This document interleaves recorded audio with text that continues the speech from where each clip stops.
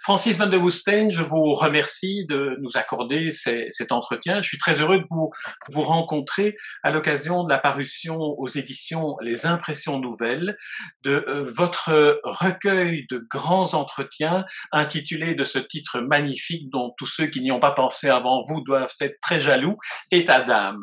Alors, ma première question, on a beaucoup parlé dans l'article qui va accompagner cette interview, je le décrirai encore. Vous avez déjà eu l'occasion d'évoquer la manière dont sont nés ces grands entretiens, dont est née aussi plutôt, je dirais, la nécessité pour vous de faire ces grands entretiens. Est-ce que vous pourriez nous en dire quelques mots brièvement, mais également sur la manière dont vous avez, en 1917, commencé à les préparer concrètement? Oui, donc en fait, l'origine de ces états d'âme, je dois expliquer, c'est la mort de notre fils, Victor, qui est décédé accidentellement le 4 novembre 2016. Il avait 13 ans. Voilà, c'était une petite boule d'amour et nous sommes toujours dévastés, évidemment. Et en disant ça, je pense à Victor, mais je pense aussi très souvent aux personnes qui ont subi le même drame. J'étais à ce moment-là rédacteur en chef de la Libre Belgique.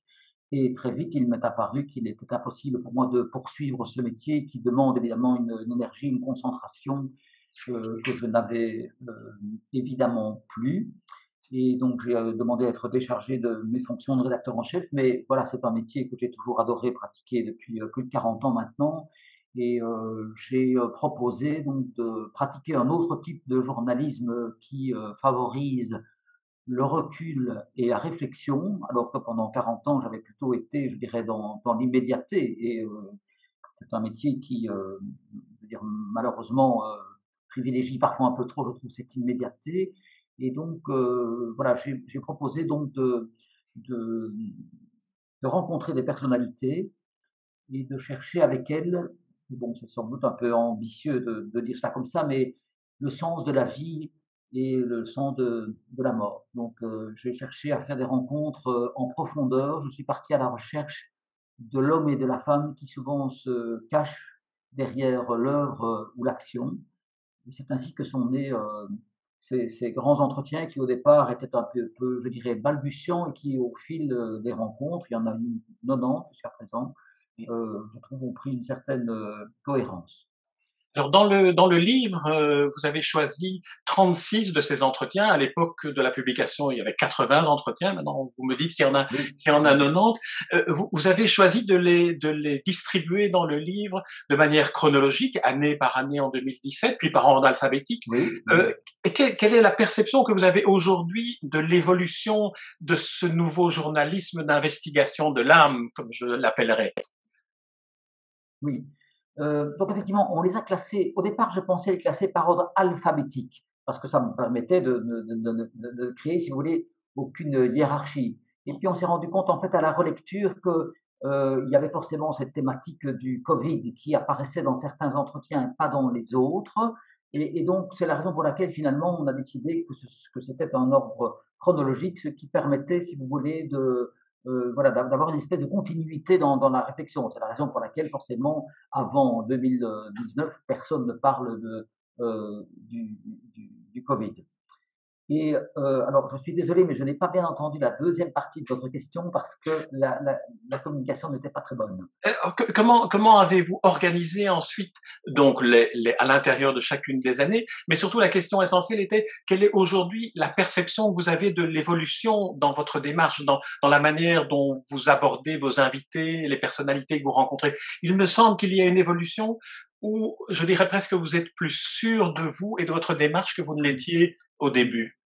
Oui, c'est sans doute vrai, parce que comme je l'ai raconté, donc le début était forcément quelque chose de très douloureux, je dirais, dans la démarche, et je n'étais pas très assuré de ce que je cherchais. Je savais exactement ce que je ne voulais plus faire, disons, à savoir pratiquer ce journalisme de l'immédiateté qui me semblait, en tout cas, je ne me sentais plus en capacité de le faire. Et je pense que il y a plusieurs types de journalisme, et donc je ne dis pas que celui que je pratique depuis quelques années est supérieur, il est simplement différent. Et je pense qu'il est toujours aujourd'hui nécessaire de pratiquer un journalisme d'investigation, de rapidité, un journalisme qui parvient à révéler et à analyser, à expliquer.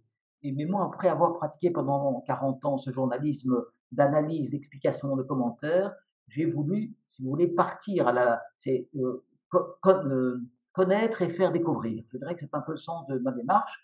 Et au départ, mon terrain j'ai envie de dire, de jeu, j'ai surtout été un journaliste politique pendant 40 ans, et donc je me suis attaché à rencontrer Charles Michel, Paul Magnette, Joël Milquet, euh, euh, Olivier Minguin, Emilio Yost. Donc voilà, je veillais à un certain équilibre politique. Donc au départ, j'ai avancé à pas prudent, si vous voulez, dans ces zones-là. Et puis très vite, j'ai senti la nécessité de chercher des réponses aux questions, entre guillemets, fondamentales que chacun se pose, à savoir que sommes-nous faire sur Terre, qui faisons, quel est le sens de notre vie, voilà, qu'est-ce que nous y cherchons, et que y a-t-il un après, et si oui, quel est-il? Enfin voilà.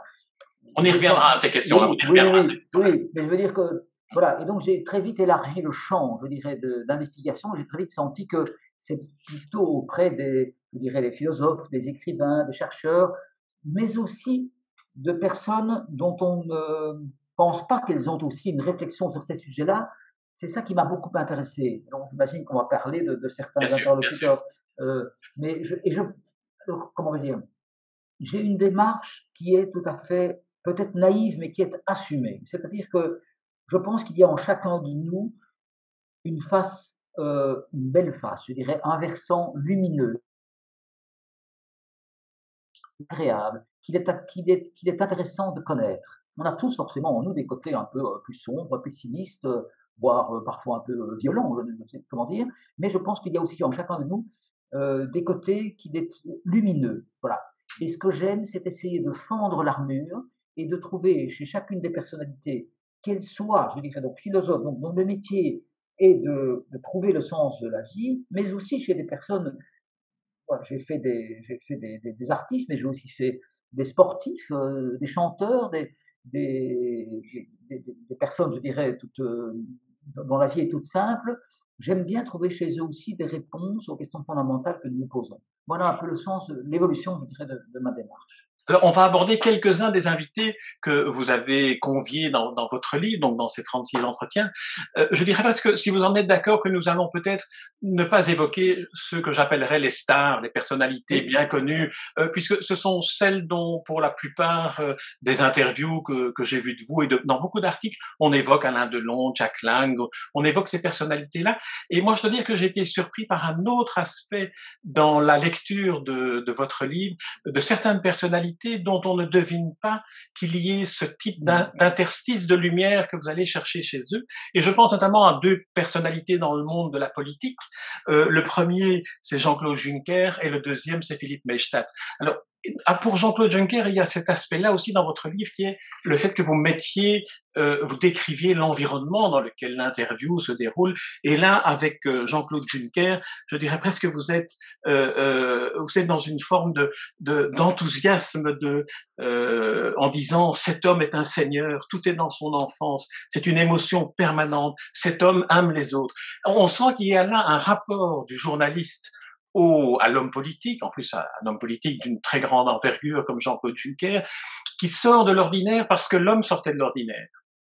oui, c'est-à-dire que j'aime beaucoup, effectivement, décrire l'environnement des interviews. Je trouve que c'est important de montrer, d'expliquer aux gens, voilà, les coulisses, enfin, même si je ne vais pas fouiller dans les poubelles, je dirais dans les cuisines ou les salles de bain, mais de montrer comment l'entretien se déroule.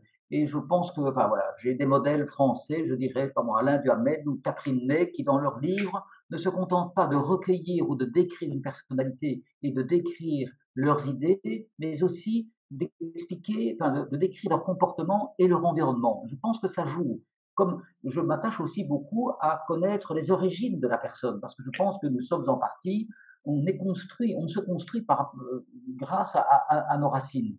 Et donc, je trouve que l'environnement, la manière dont les gens enfin, me reçoivent, moi, mais n'importe quel journaliste, eh bien, ça compte aussi, je dirais, dans la manière dont l'environnement se déroule. Et alors, bon, j'aime bien les deux exemples que vous citez. C'est vrai que Jean-Claude Juncker, j'ai beaucoup attendu enfin, c'est souvent le cas, hein, pour obtenir l'interview, parce que parfois ils sont entourés de communicants qui craignent un peu ce type d'interview, pensant que ça va soit les cliver ou ça va peut-être faire, on va peut-être révéler une partie peut-être moins intéressante de leur personnalité, alors qu'au contraire, je trouve que ça les humanise terriblement de les entendre parler d'autre chose que de la politique, puisque vous prenez deux hommes politiques en l'occurrence. Et je dois dire que Jean-Claude Juncker, toute l'interview s'est faite, je dirais presque, enfin je vais peut-être un peu exagérer, mais presque au bord des larmes. J'ai senti cet homme d'une, comment dire, d'une, enfin, qui était, comment dire, ému d'évoquer son enfance, d'évoquer euh, ses voisins, d'évoquer ses parents, d'évoquer son parcours, d'évoquer hein, les mineurs italiens avec lesquels il jouait quand il était enfant, d'évoquer son parcours politique, d'évoquer encore aujourd'hui l'accueil des réfugiés. Et c'est un homme effectivement pour lequel j'ai une profonde admiration, mais j'ai aussi lors de cet entretien découvert, je dirais, une sensibilité, une grandeur d'âme. Voilà, c'est un mot que j'aime beaucoup, que, dont on m'avait parlé, mais que je ne connaissais pas vraiment. Et on a fait pourtant l'interview au Berlaymont, là, vous connaissez, au dernier étage. Il y avait, parce que c'est un peu l'Europe qui veut ça, mais on était 6 personnes autour de la table, et j'avais le sentiment que nous étions 2. Et qu'il y avait j'avais l'impression que nos regards se touchaient, ne se détachaient pas, et je veux dire que j'ai reçu, comme souvent, cette interview comme un véritable cadeau, parce il a accepté, je trouve, de révéler une partie très humaine de sa personnalité. Et quand on dit que c'est un seigneur, oui, quelque part, je trouve que l'expression n'est pas galvaudée. Alors, dans une des questions récurrentes que vous posez à la plupart de vos invités est une question sur l'après. Qu'y a-t-il après la mort? Et la réponse que Jean-Claude Juncker vous a donnée m'a semblé être à la fois une des plus sidérantes, une des plus intéressantes, mais également une de celles une réponse sous forme de question. Et j'aimerais savoir comment vous avez perçu sa réponse. Il vous a répondu, pour moi, après la mort, il y a l'espoir et la vérité. Comment est-ce que vous réagissez, vous, Francis van der Woestijn, à cette formulation-là? Ah, c'est vous que j'interroge maintenant. Oui, oui, c'est-à-dire que là où je le retiens, je le rejoins totalement, c'est l'espoir. Moi, je suis aussi j'ai une éducation qui est plutôt, je dirais, chrétienne. J'ai été élevé dans ce milieu-là, et même si j'ai eu beaucoup de doutes par rapport à cet engagement-là, mais je pense que j'appartiens, disons, toujours à cette famille-là, et le fait que l'espoir et le doute, pour moi, c'est un peu lié.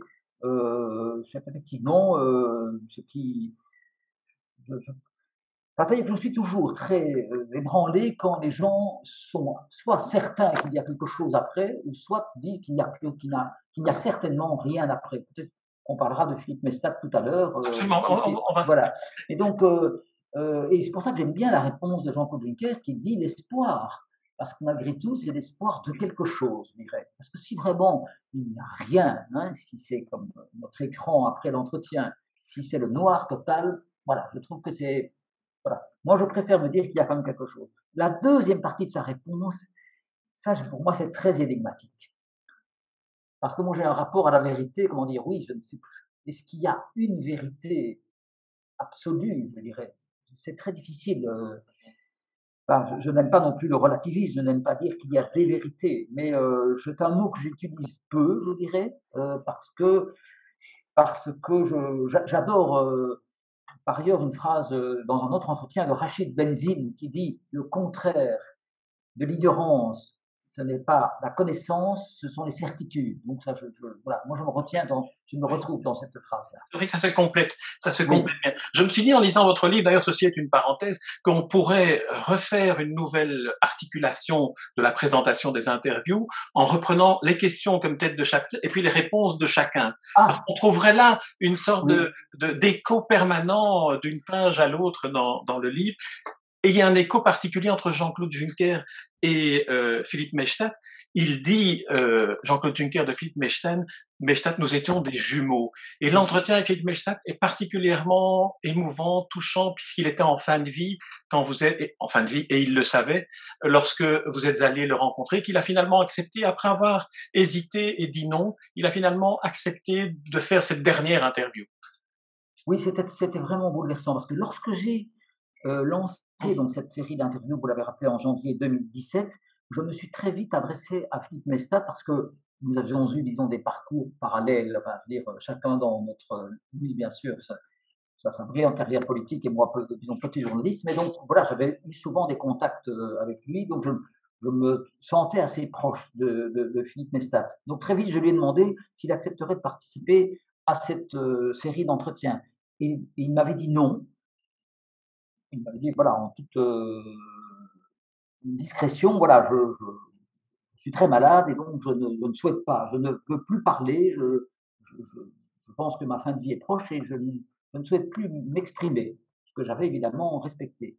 Et en fait, c'est le jour de la publication de l'entretien avec Alain Delon, mais Oui. euh, que Philippe Mestat m'a appelé, donc il avait été, je dirais, ému par la retranscription que j'avais faite de cet entretien avec Alain Delon, et Philippe Mestat m'a dit, écoute, voilà, je suis d'accord, viens, je voudrais t'expliquer où j'en suis et je t'expliquerai. Voilà. Et effectivement, cet entretien a été totalement bouleversant puisque pendant l'entretien, il m'a annoncé que c'était en juin, donc qu'il n'en avait plus que pour quelques mois à vivre. Et c'était vraiment, c'était un moment incroyablement bouleversant, je trouve, pour lui, bien sûr, mais également pour moi. J'ai reçu, alors l'expression va vous paraître peut-être un peu bizarre, mais cet, cet entretien a pour moi été un cadeau. Je pense que cette espèce de testament, si vous voulez, parce que dans l'entretien de Philippe Mestat, il y a tout ce qu'il va dire sur la vie et la mort, mais il y a aussi une espèce de testament politique quand il dit aux hommes et aux femmes politiques, s'il vous plaît, décélérez. Donc je trouvais ça enfin, et c'est un principe que tout le monde, que beaucoup devraient s'appliquer tous les jours. Hein. Donc, Dans chacune en préambule de chacune des interviews, il y a donc le contexte, mais il y a aussi une petite notice biographique qui est d'une limpidité très journalistique et très claire, mais qui met bien en évidence certains éléments de la biographie, et notamment de Philippe Maystadt. On voit bien son parcours. Et pour rebondir sur ce que vous venez de dire, sur ce conseil de décélérer qu'il adressait aux hommes politiques, il a cette très belle formule lorsque vous lui posez, je ne sais plus quelle est la question que vous lui posez, mais il répond: je bannis la hâte, mais aussi la paresse. Et je trouve qu'il y a une sorte d'aphorisme presque de la sagesse de cet homme qui était aux commandes finalement de l'économie et de la vie politique très longtemps. oui, oui, j'aime énormément cette phrase, vraiment. Euh, et enfin, je trouve que votre suggestion, à savoir de mettre une question et puis de mettre toutes les réponses l'une à la suite de l'autre, enfin, je trouve que ce serait un très bel exercice. Parce que, parce que la notion de travail, enfin, paresse ou donc travail, c'est quelque chose qui revient énormément aussi. Et comme, par exemple, Hans-Olivier Gisbert, mais dont l'entretien n'est pas repris ici, mais donc aime citer François Mitterrand qui disait le talent est très répandu, mais ce qui fait la différence, c'est le travail. Et ça, c'est quelque chose qui m'est très, très, très, très souvent rapporté par les personnes que je rencontre, c'est que dans la vie, et de nouveau, quel que soit le destin des hommes et des femmes que j'ai pu rencontrer, c'est souvent le travail qui fait la différence. Et Florence Aubenas, par exemple, grande journaliste, dit aussi que dans le questionnaire de Proust, mais donc qui n'a pas été repris ici parce que mon éditeur trouvait que c'était un peu trop léger, mais ce qui existe aussi, que je pose, enfin, une des questions, c'est avez-vous une devise ou une phrase qui vous inspire? Et Florence Aubenas répond le travail. Mais elle dit le travail pas dans le sens salarié du terme, mais le travail dans le sens où dans chaque comment dire, dans chaque action, dans chaque œuvre de musique, il faut donner de soi. Donc je trouve que j'aime bien ce sentiment-là aussi, que dans, voilà, que le travail, du moins, construit l'homme et la femme. C'est une conviction d'ailleurs que vous avez mise en pratique dans la réalisation et des entretiens et de ce livre, en particulier des entretiens, parce que vous dites à un moment donné que le travail de préparation de chacun de ces interviews est un travail intense, de relire tous les livres, de lire les articles, mais en plus vous ajoutez cette petite incise en disant mais à chaque interview j'avais quand même le stress avant de la commencer. Alors comment est-ce que vous organisez tout ça, et est-ce que le stress n'est pas finalement aussi un instrument de cette cette investigation que vous menez à un niveau de sincérité différent du journalisme classique? Totalement. Donc je veux dire que, même avant, enfin, pas même avant, mais je veux dire que pour cette interview que nous sommes en train de faire, je suis toujours stressé avant une interview et je dois vous dire que je préfère être dans intervieweur qu'interviewé. Ah, Et donc, c'est vrai que chaque fois que je fais une interview, donc, je suis terriblement stressé et je prépare, je dirais, enfin, quand je dis ça en question, c'est une image, mais j'arrive avec, disons, 50 questions, je parviens à en poser 20 quand tout va bien. Et donc, parce que je déteste, si vous voulez avoir, je détesterais, parce que ça n'est pas encore arrivé, le sentiment enfin, donner le sentiment à mon interlocuteur que j'ai mal préparé ou que je ne connais pas bien mon sujet. Donc je fais un travail, je dirais presque d'emprise. Je lis, je relis les interviews, les livres, ou j'écoute les chansons des personnes que je rencontre je déteste être pris en défaut de ne pas bien connaître, je dirais, la matière qui est la mienne. Donc, et je reconnais que alors que dans la vie, je suis, disons, peu stressé, mais professionnellement, entre guillemets, j'aime bien ce stress. C'est-à-dire que je crois que le jour où je ne serai plus stressé, j'arrêterai ce boulot. C'est-à-dire parce que pour moi, ça fait partie intrinsèquement de mon métier, c'est d'être, j'ai parfois le sentiment, non pas d'être un artiste, pas du tout, mais avant de monter sur scène, mais j'ai besoin en tout cas d'être, enfin, ce métier, vous le savez, c'est une espèce de vocation. Je veux dire que j'aime bien comment dire, être, j'aime bien dominer mon sujet, entre oui, oui, guillemets. oui. Voilà, c'est ça que je veux dire. Oui, Ma question portait aussi sur le fait que le stress pouvait apporter dans ce type d'interview plus singulier que vous réalisez en allant voir les interstices de vérité, le stress est peut-être un instrument aussi finalement qui vous oui, permet d'être plus intense dans le contact.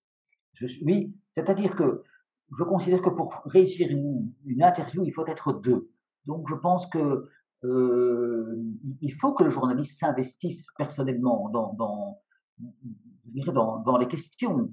On ne peut pas poser, même s'il y a une trame, je dirais, un peu semblable à chaque interview, on ne peut pas poser les mêmes questions à une personnalité et à une autre. Donc je pense qu'effectivement, le journaliste doit s'investir personnellement dans ce type d'interview. Parce que, oui, il faut, je dirais, parce que suer, transpirer pour essayer voilà, quand je dis j'essaie de fendre l'armure, pour essayer de trouver chez les personnalités des choses, pas nécessairement qu'ils n'ont jamais dites, mais j'aime bien, enfin, voilà, j'aime bien trouver de la matière, de la pâte humaine, si vous voulez. Donc, faire ressortir de chaque personnalité des éléments, je dirais, d'humanité, de générosité. C'est ça que j'aime bien trouver chez les personnalités. Et je suis souvent, comment dire, heureux quand je termine ces interviews et quand j'ai le sentiment d'avoir vraiment recueilli, voilà, des éléments forts, concrets. Donc, ce qui m'arrive quand même la plupart du temps. Alors, il y a un nombre dans ces 36 entretiens, il y a beaucoup de personnalités qui sont bien connues du grand public, qui sont très médiatiques. J'aimerais qu'on aborde peut-être une autre personnalité qui est un peu à la fois en retrait, mais dont tout le monde sait ce qu'il a réalisé, c'est Benoît Languelet. Ah, Benoît Languelet, qui est donc ce chirurgien, ce professeur de chirurgie plastique, qui a été le premier à co-réaliser une greffe du visage. Alors, en réalité, grâce à votre interview, les questions qu'il nous dit s'être posées révèlent tout ce que représente la dimension du visage, que Lévinas avait déjà longuement exploré, mais il dit notamment, Languelet, le visage est un miroir animé porteur d'âme, et il ajoute un détail pratique sur la manière dont ils ont travaillé pour refaire cette greffe de visage. Il dit: nous avons revisité nos livres de philosophie, d'anthropologie et même d'art. Alors oui, ça a dû être une rencontre extraordinaire. En tout cas, oui, c'est ce qui apparaît quand on lit l'entretien. oui, oui. Non, j'aime bien que vous citiez effectivement cet entretien-là, et je l'ai repris en effet à dessein, parce que j'ai vraiment été bouleversé par la manière dont Benoît Langelet a réalisé cette greffe, qui n'est pas un acte chirurgical commun. Je veux dire, la greffe d'un visage, enfin, la greffe du cœur, c'est quelque chose d'important, mais la greffe d'un visage est un élément tout à fait particulier. Et ce qui m'a vraiment bouleversé dans cette rencontre, c'est que euh, il y a évidemment les éléments que vous citez, à savoir que ça n'est pas qu'un acte chirurgical. C'est un acte effectivement, euh, voilà, comme il le dit, lui-même philosophique. C'est-à-dire que une de ses réflexions, une de ses constatations est que quand on greffe un visage, le visage, entre guillemets, grâce à l'âme, finit par ressembler au visage détruit. Mmh. Vous voyez? Donc c'est comme si l'âme Absolument. poussait, grandissait dans le visage. Et je trouve que cette réflexion, enfin, j'ai la chair de poule quand Ouais, ouais. je répète, euh, je trouve que cette réflexion est exceptionnelle. Ça voudrait donc dire que, voilà, quand je vous regarde, eh bien, votre âme transparaît dans ce que vous êtes physiquement. Et, et, euh, et c'est la raison, enfin, il dit aussi qu'il est allé se recueillir à la cathédrale d'Amiens, mais ça, ce sont ses convictions, peu importe, mais je veux dire que je trouve admirable que l'équipe de chirurgiens de différentes sensibilités se soit posé ce genre de questions. Et effectivement, et réussi non seulement une prouesse médicale, tout en se disant que ce qu'il faisait n'était pas que médical, mais aussi, comme vous le dites, philosophique ou anthropologique. Donc, et, et comment vous dire, moi, je tenais absolument, alors que l'éditeur est franco-belge, mais je tenais absolument à ce que cet entretien figure dans le recueil pour cette raison-là, parce que je le trouve hautement philosophique, spirituel et qu'est-ce que l'âme, hein? Je veux dire, François Tcheng, évidemment, en parle mieux que quiconque, euh, mais j'aime bien ce souffle vital, ou le fait que l'âme, on ne sait pas, enfin, oui, Cheng a bien, l'âme, c'est tout ce qui n'est pas corporel, mais la liaison entre l'âme et le corps, voilà, Benoît Langelet en parle très bien aussi.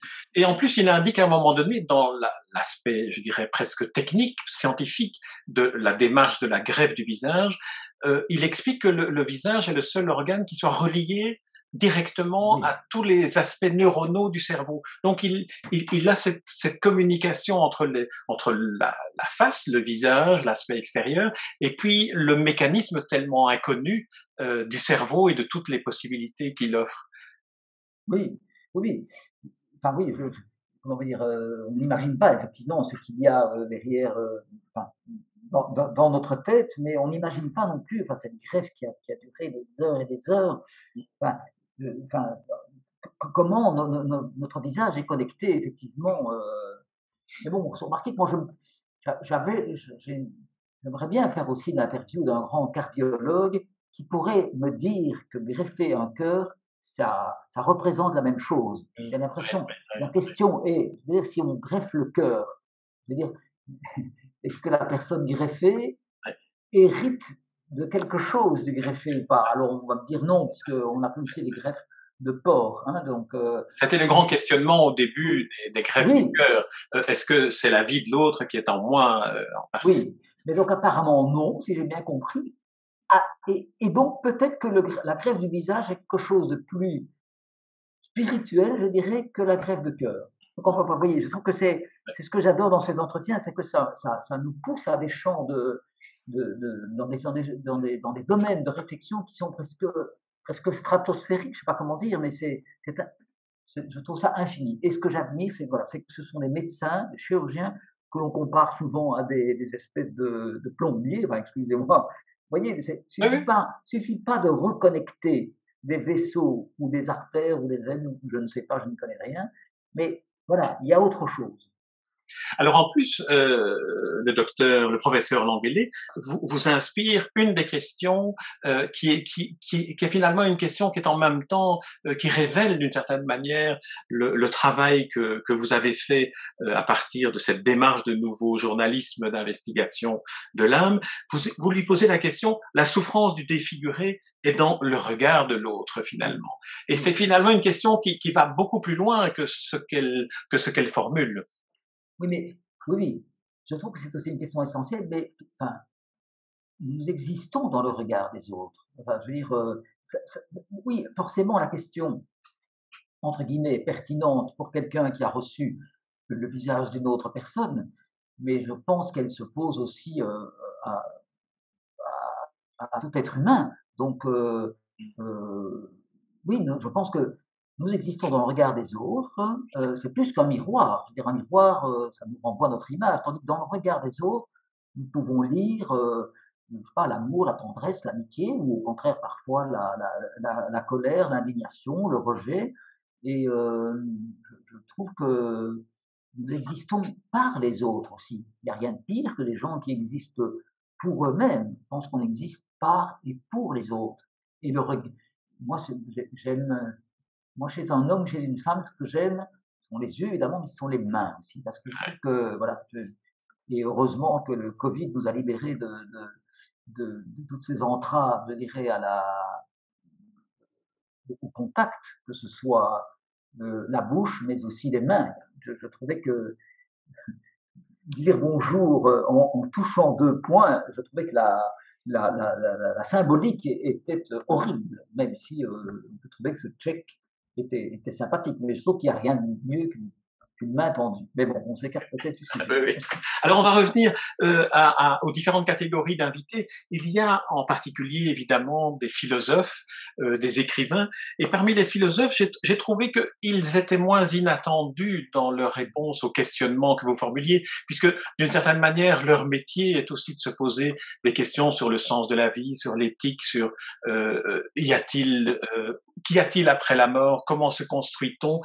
En revanche, lorsque un philosophe sort un peu de sa zone de confort, on découvre aussi cette sensibilité singulière, et je pense à Éric Emmanuel Schmitt, qui évoque la mort de sa mère, qui a été en quelque sorte un immense chagrin pour celui qui, par ailleurs, dit qu'un des gouffres de sa vie, c'est de ne pas avoir d'enfant, et donc d'avoir comme ça cette formulation d'une construction d'un chagrin. Et il dit, à propos de la mort de sa mère, qu'une des consolations qu'il peut en trouver, c'est qu'il aime la tristesse et que c'est dans la tristesse qu'il retrouve finalement la présence de sa maman décédée. Oui. Là, est-ce que c'est quelque chose qui vous a touché particulièrement, j'imagine? Oui. C'est-à-dire que évoquer la mort, ça n'est jamais banal. Je veux dire, et je trouve qu'il faut parler de la mort. Hein. Donc, il y a rien de pire que des gens qui n'osent pas parler de la mort. Enfin, il n'y a rien de pire. Non, Non, non, je m'exprime mal. non. Nous avons compris. Je veux dire que je respecte les gens qui ne sont pas à l'aise avec ce sujet-là, mais je trouve que, ben voilà, moi, personnellement, je considère qu'il faut parler de la mort et des morts. Mais voilà, ça, c'est une considération personnelle. Mais je trouve que, donc, quand j'évoque ce sujet-là avec mes invités, effectivement, je trouve que ça n'est jamais banal. Et ceux qui acceptent, comme Éric Emmanuel Schmitt, d'en parler avec cette franchise, cette, comment dire, euh, cette loyauté, je dirais, à l'égard de sa maman, puisque quelque part, quand il se laisse aller à la tristesse, c'est comme s'il la rejoignait quelque part. Donc, c'est une espèce de refuge, si vous voulez. Et évidemment, lui, c'est dans la tristesse qu'il rejoint sa maman. Donc, mais enfin, remarquez que là,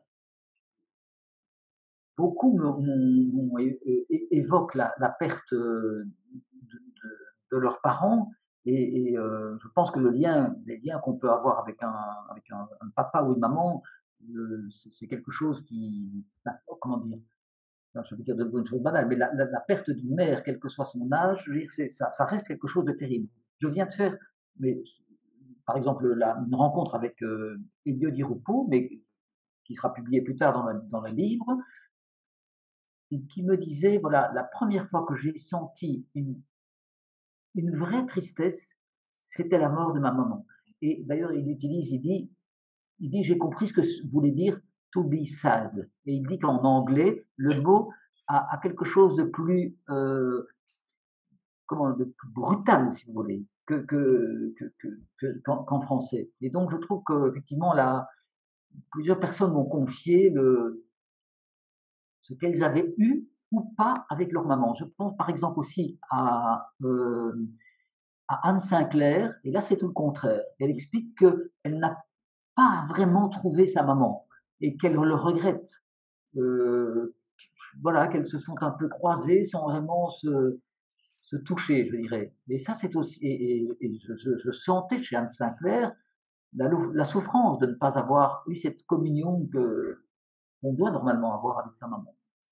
Pour prolonger encore un peu avec Éric Emmanuel Schmitt, il dit à un moment donné, et ça nous relie à l'enfant et la mère, il dit à un moment donné, l'esprit d'enfance est une connivence avec le mystère, ce qui permet peut-être de donner des clés pour sa manière d'aborder la tristesse que lui inspire la mort de sa maman. Oui, c'est une très belle expression aussi. Oui, oui, oui, oui. Mais bon, c'est un grand écrivain et je trouve qu'il a une capacité, enfin, je veux dire, il a ce qui me fascine chez lui, c'est que des mots parfois très banaux, je veux dire, lorsqu'il les met ensemble, donnent une puissance incroyable à certaines phrases. Et donc, je veux dire, c'est le propre de chaque écrivain. Chez Amélie Nothomb aussi, je trouve qu'il y a de très belles choses, notamment à l'égard de son père, et on sait que ce qu'est devenu son dernier livre, Premier sang, un très bel hommage à son père. Mais c'est vrai que chez Éric Emmanuel Schmitt, enfin, il aime jouer, je veux dire, avec les origines du monde, de la vie, et donc oui, et il a une enfance qu'il décrit bien aussi hein, sur les hauteurs de Lyon. C'est pour ça que j'aime bien beaucoup aussi travailler, je me répète, mais l'enfance des personnes que je rencontre, parce que beaucoup me disent que ceux qui sont devenus, voilà. En plus, il y a des enfances qui, objectivement, ont été extrêmement difficiles, comme celle de Pascal Bruckner, par exemple, que vous évoquez, Oui, et qui a attendu oui, des années avant d'écrire son roman, enfin le récit de son enfance. Et on se rend compte de combien certaines enfances ont été marquées avec violence par la douleur, la souffrance, la difficulté. oui, oui, oui. Oui, donc ça, évidemment, il l'avait déjà écrit, enfin raconté dans ce livre, mais ce père qui était un collabo, je veux dire, un nazi affirmé, et qui n'a pas renoncé son admiration pour le régime d'Hitler. Ça a vraiment été quelque chose de très douloureux pour lui. Comment dire, et quelque part, ça l'a construit aussi. C'est-à-dire qu'il s'est construit contre son père. Hein. Donc, il y a un autre entretien, mais malheureusement, je n'ai pas pu tous les reprendre dans ce livre, mais de Franz-Olivier Gisbert, le journaliste Ouais, ouais. français, qui, euh, qui avait un père aussi, enfin, très violent, qui lui avait débarqué avec les GI en 44, mais donc qui était très violent avec sa maman et avec lui également. Et il s'est aussi construit en réaction à la brutalité de son père. Il n'a jamais fait la paix non plus avec son père. Et il le regrette encore aujourd'hui. Il le dit dans certains de ses entretiens. C'est, voilà, mais je ne peux pas faire la psychologie à deux balles, mais il est clair que les rapports que l'on peut avoir avec ses parents, qu'ils soient apaisés ou non, je veux dire, déterminent la suite du parcours. Et j'admire les gens qui, malgré des enfances et des rapports conflictuels avec leurs parents, ont pu quand même voilà, retrouver une forme de sérénité à l'âge adulte.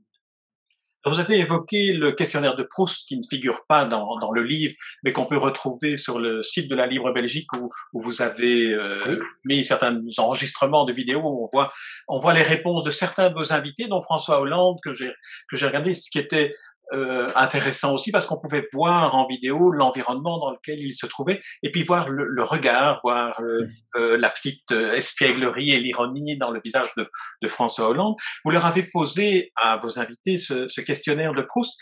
Est-ce qu'on pourrait dire qu'il existe maintenant un questionnaire Francis van de Woestijn avec notamment certaines questions auxquelles, si vous le voulez bien, j'aimerais cette fois-ci, même si vous m'avez dit je préfère être intervieweur qu'interviewé, mais il y a une ou deux questions qui font partie des questions récurrentes que j'aimerais pouvoir vous adresser si vous voulez bien y répondre.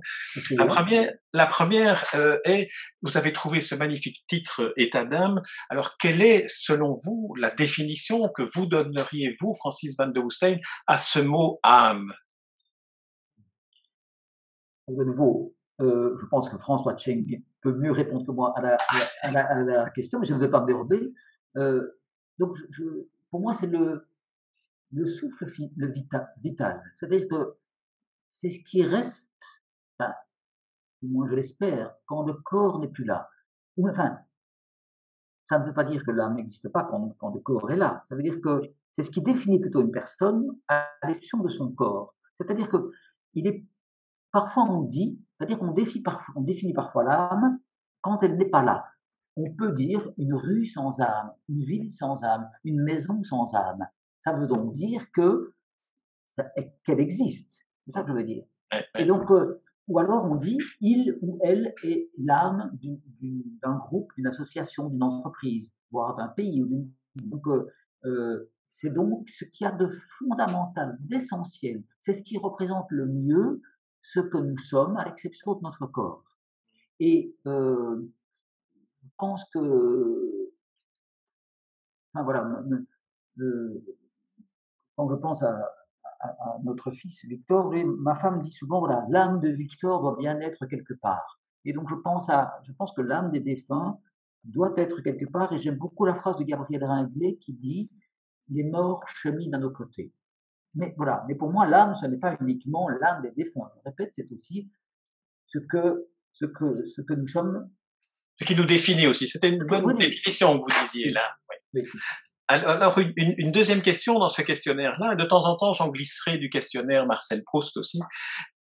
Comment vous ressourcez-vous? Quelle est la manière dont dans votre vie vous avez trouvé, en particulier dans les moments d'épreuves tragiques que vous avez rencontrés, la mort accidentelle de Victor, comment est-ce que vous ressourcez? C'est une question que vous avez posée à tous vos interlocuteurs, et est-ce que dans les réponses qu'ils vous ont données, est-ce qu'il y en a l'une ou l'autre qui coïncidait avec votre manière de vous ressourcer? Je fais une question longue pour vous laisser le temps de réfléchir et Oui, d'y répondre. oui, mais la réponse va être peut-être banale, mais donc, comme beaucoup le disent, c'est en famille, avec des amis. Mais j'aime aussi, euh, comment dire, la, la- la proximité avec la nature est pour moi une forme de ressourcement aussi. Donc, j'aime aller marcher seul en forêt. Ou, figurez-vous que donc mon père est d'origine flamande et donc il est né à Bruges et pour une raison de nouveau, allez comprendre. Il m'est arrivé plusieurs fois, depuis ces 5 dernières années, d'aller seul à Bruges, Mmh. souvent l'hiver, voilà, dans un petit hôtel, et je me balade à Bruges. Je trouve que c'est une ville, alors on a beau dire que c'est une ville, entre guillemets, hein, beaucoup de guillemets, de touristes chinois, et donc c'était pendant le Covid, j'allais m'y promener, et je trouvais que cette ville avait justement une âme incroyable. J'avais le sentiment là-bas de trouver, comment dire, je ne sais pas, quelque chose ça me convenait bien, voilà. Et puis de là, j'allais marcher seul, mais j'adore me faire gifler, je dirais, par le vent du nord, glacial. Voilà, ce sont un peu mes ressourcements, mais j'aime aussi, par-dessus tout, voilà, allumer, faire une petite flambée dans mon petit salon, lire et voilà, et avoir un bon livre et une petite flambée, pour moi, j'aime bien, j'aime bien. Alors, vous avez en partie déjà répondu à la troisième et dernière question que je pose de votre questionnaire, avant une question Proust quand même. Quelle enfance avez-vous eue et qu'est-ce qui, selon vous, de votre enfance, hormis la ville de Bruges que vous venez d'évoquer, qu'est-ce qui, de votre enfance, vous est aujourd'hui plus indispensable que cela n'était hier ou quand vous étiez jeune adulte? C'est-à-dire que je retiens surtout 2 choses. D'une part, j'ai déjà un peu évoqué, c'est le goût du travail. C'est-à-dire que mon père travaillait, j'ai toujours vu mon père travailler et comment on va dire, même pendant les vacances, parfois en juillet août, je devais faire des petites tâches ménagères ou au jardin, etc. Et donc ça m'ennuyait beaucoup. Mais je me rends compte aujourd'hui que il m'a vraiment donné le goût du travail. C'est-à-dire que pour moi, je n'ai jamais considéré que mon travail était pénible. Mais j'ai eu la chance, comme vous en doute et d'autres, d'aimer ce que je fais. Donc pour moi, ça n'est pas, je ne suis pas, je n'ai pas peur du dimanche soir. Je veux dire, j'aime bien, j'adore mon métier. Donc voilà. Donc il y a d'une part le goût du travail et ma maman, je dirais, le goût des autres. d'avoir. On vivait à la campagne, dans une maison toujours très ouverte. Les gens venaient s'arrêter pour boire, comme on disait, une jatte de café. Hein, donc, et puis repartaient, continuaient leur promenade. Donc, je pense, acquis d'eux, c'est une espèce d'ouverture aux autres qui m'est indispensable aujourd'hui. Il y a aussi chez l'un et chez l'autre une espèce de joie de vivre. Et bon, c'est pour ça que j'aime bien citer là une joie de vivre, évidemment ternie par la mort de notre fils, mais j'aime bien citer cette phrase de Sénèque qui dit que l'important dans la vie, ce n'est pas attendre que l'orage passe, mais c'est apprendre à danser sous la pluie. Mmh. Et c'est ce que je m'efforce de faire.